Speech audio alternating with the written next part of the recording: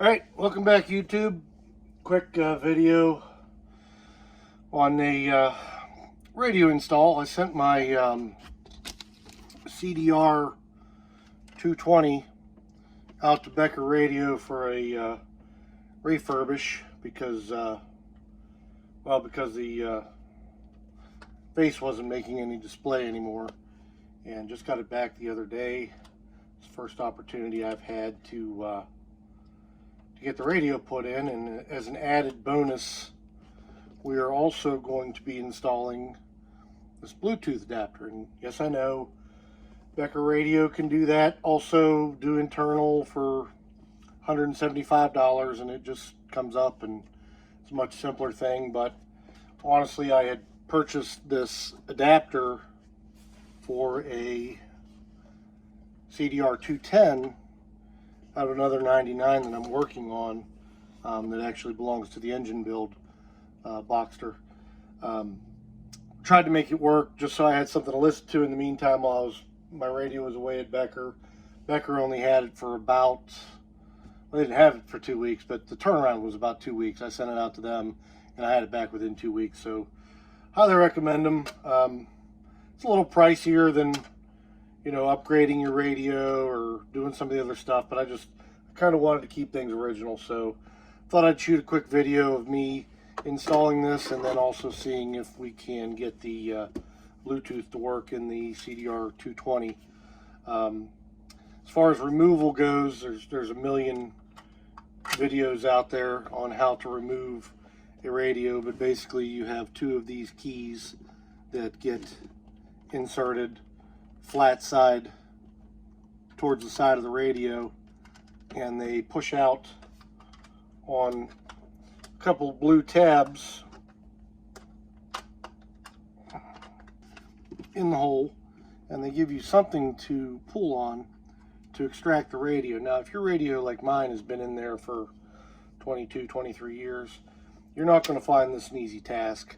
You will need to wrap a cloth or something around these rings to pull on them, because they will kind of cut into your fingers. Not actually cut, but they will dig into your fingers, and it's not a pleasant feeling. So that's how you extract the radio once you get it out. Mine had this plug, this black plug in the bottom, and this yellow plug went in what is the top middle slot right there, and then of course your antenna plugged right there. So before we go in with the reinstall, I'm going to show you how this adapter works. It's got a blue and green adapter. It basically will take the place of a remote multi-disc CD changer, which this vehicle does not have one. So all you simply do is, the side of this adapter is grooved. This side has a little release tab.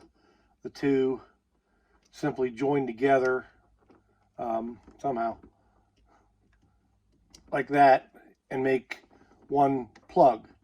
There's little grooves in here where the yellow meets the green plug, and it's really that simple. And you just simply tuck the module back in where it's going to be out of the way, kind of get things in position, because you don't have a whole lot of extra room with some of these items. And what you don't want is to have a loose antenna or a loose connection back in there. So let me remove my radio removal tools, because you don't want to install it with the tools still in, because you can't extract them. They grip onto something, and to extract them you just push down on the blue tabs and pull them right out. So also, you know, I don't know how many people are stealing these, but not a bad idea to write your code somewhere on the radio or somewhere in the car where you're going to remember it. I did that for Becker. It's not a requirement, just so they would have my radio code. So install, going to be real simple. This plug clicks in the top. The black plug here clicks in the bottom slot. I don't know what is designed to click in the middle slot. I didn't have anything there, and I didn't have it there on my other 99, so we're just going to go with it. And then again, make sure everything's out of the way, kind of get it in place, and it will slide back in, and you're in. It's that simple. Of course, I now do not remember my code. So we're going to pause here while I retrieve it from the other place I have it written.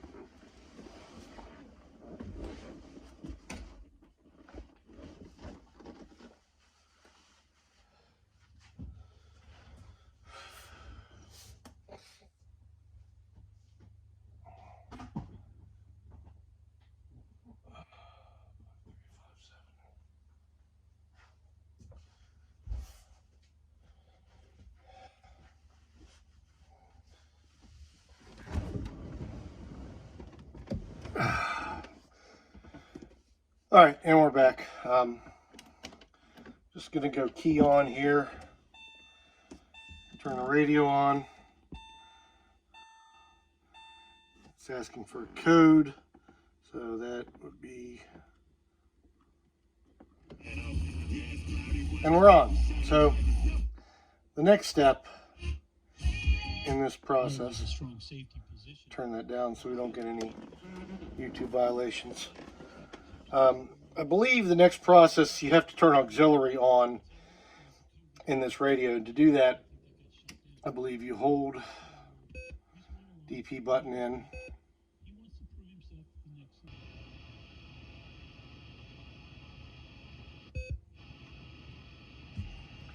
Hold the TP button, you see Becker 1 comes up.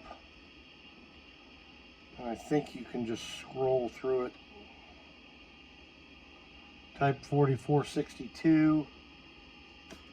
Serial number comes up. I have no idea what that means.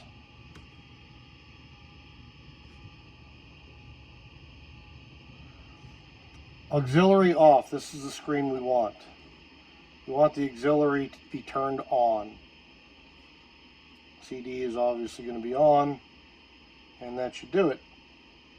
And I believe you hit the TP button to get back out of it, or turn it off and back on. And CD, auxiliary is alive.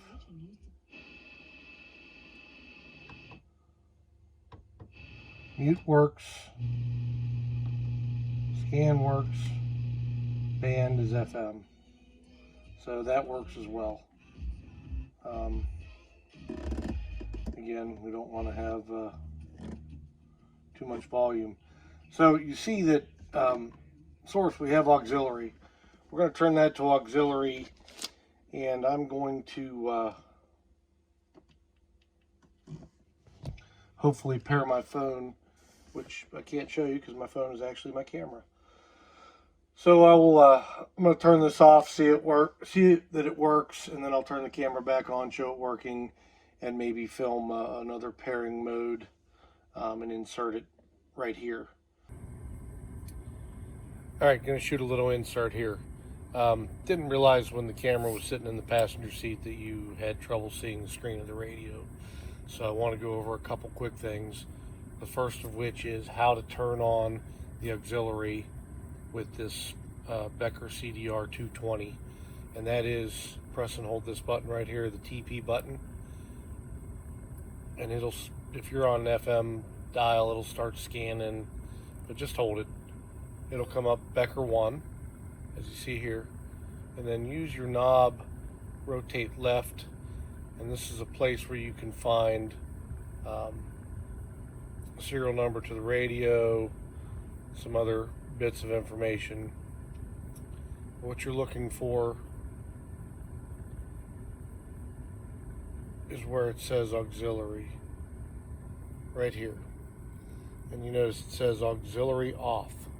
Now you can use either of these buttons with the arrows to turn it on. After you've turned it on, hit the power button, turn the unit off, and then I'll demonstrate how to pair your phone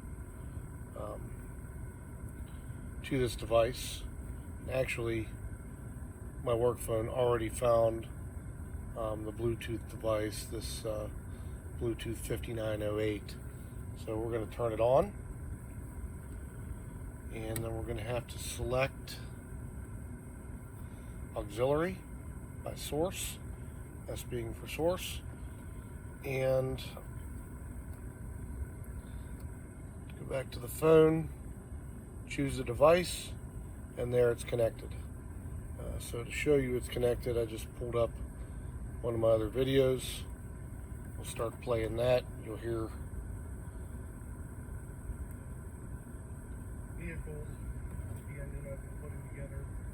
I'm going to be going into. That's a video I did on the top opening. If you don't have an engine in it, you need to electrically open it, put it in service position, or close it while you're working on the engine to push the car outside.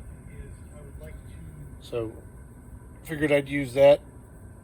Don't think I could get a copyright violation against myself from YouTube, but who knows? We'll find out. Anyway, that's the basics on it. You know, I'm gonna give this one a thumbs up, big thumbs up for $14. Got Bluetooth capabilities in the car, which is pretty sweet. So on with the rest of the video. All right, we're back. It actually worked. When you go in to do your Bluetooth scan, there's a Bluetooth item in there I didn't recognize. I had automatically connected to it because I had tried to connect to it before in the CDR 210. So it was already in my phone, that particular unit, CDR 210 being right here. I was not able to work in the CDR 210, but that's not to say that it's not capable of working. I think the problem with that is on the CDR 210, the only way to turn on the CD is for it to recognize a remote CD changer in the vehicle. And if there's not one there, you can't turn that function on. It's different with the CDR 220. I pressed the TP button for, I believe, like 5 seconds, and then I was able to scroll through with the right-hand knob till it said auxiliary. Gave me an up and down arrow here to choose on or off. Turned it on. Wasn't sure exactly how to escape that menu. Turning the unit off and then back on took me out of the menu to the main menu, and then I could press source here to go between FM, CD player, and auxiliary. I can't show the auxiliary working. A couple reasons. Not allowed to play other people's music on YouTube, number one, and number two, when I go into my camera, it takes over the volume. It turns the Bluetooth broadcast off. So I'll have to film that with another phone for anybody that doubts that this works. Got this little adapter just from Amazon. Let's see what we got here. Looks like, yeah, here it is. Vehicle audio adapter for mobile devices. There's a part number. You could probably Google that. Now, it did come from the United States, even though it says made in China. I was able to get it in a period of just a couple of days. I think the cost of this unit was $14 or $15, and I got to tell you, just listening to a couple seconds of the Bluetooth, the sound quality is definitely there. The only disadvantage is, of course, I can't charge my phone through the Bluetooth as you would in you know, using a cable, but it's wireless. I can still use my phone, drive, and listen to music that I like that's not the radio. I don't have to tote around an envelope of CDs with me. I do have a couple that, you know, carry with me, but their time is not going to be here very long because it's just not convenient when I can carry, you know, 100 different CDs in my phone. And you can see the CD still works also with the Bluetooth. So I you know, I carry 100 CDs in my phone, and don't have to worry about carrying a big envelope around or them getting stolen. Just, put your phone in your pocket and go. So I'm going to count this one as a success. I did do a video on the CDR 210 that was not so much a success in that I couldn't get the Bluetooth to work, but it was a success in that I was able to purchase the radio code on eBay for a price of, I believe, $7.99 plus tax. So grab that other video if you want. I should have it up here shortly after this one is up. And if you like what you see, please give me the thumbs up. I could use some subscribers. I'm not doing this for money, clearly, because I don't have the following for such a limited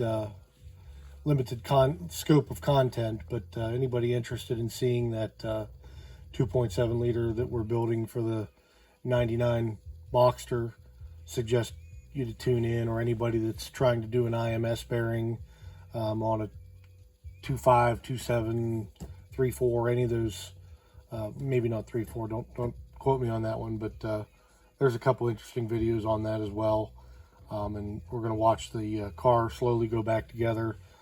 Probably going to be shooting a video for a new top install here shortly, and maybe a review of a product along with that. So got some interesting things coming along. It is coming into fall where it's a little cooler to work out in the garage. It's not 120 degrees out here, and I can get a little bit more done with a little bit more moderate temperatures. But anyway, appreciate you watching. Thanks for your time, and have a good evening. Bye.